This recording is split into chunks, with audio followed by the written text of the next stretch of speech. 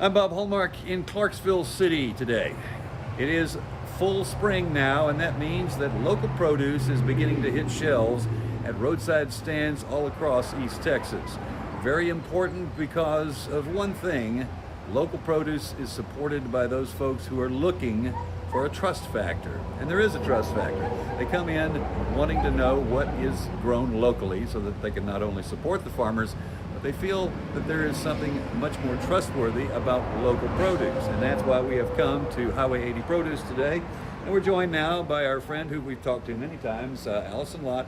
I'm guessing you see a lot of that with people, that they come in wanting to know what's been locally grown. Is that right? Right. They're always asking what's local, and we're starting to see a lot more local right now, which is good. And right over her shoulder, you can see we have some Texas watermelons that have come in, so it's already starting to happen. Do you feel like people have a trust factor when it comes to locally grown?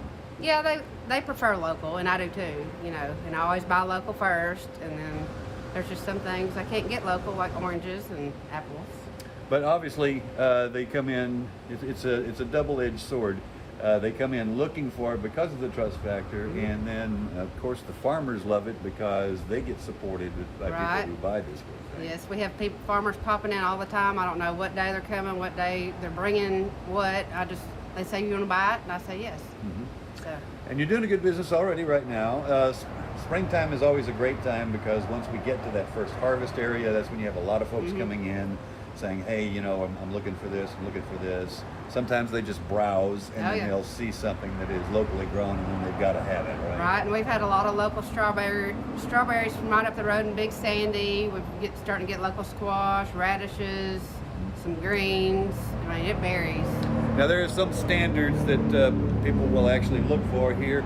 Noonday onions are usually one of them. They'll also look for Rutherford watermelons, which is one of them, and those are unique to East Texas. Right. But I'm guessing you have a lot of folks that will come in early saying, hey, has this arrived? When's this coming? Yes, and pretty soon we'll be getting some cantaloupe, not pecos yet. Peas and beans should be toward the end of the month. We'll get Ben Wheeler tomatoes. I mean, we'll have lots of good stuff. Okay, so obviously it's going to be a busy time for you. Hopefully, yes. All right, well, thanks so much. I appreciate it. you. All right, and we'll have much more on this story tonight on KLTV 7 News. For KLTV Web Extra, I'm Bob Holmer. Woo!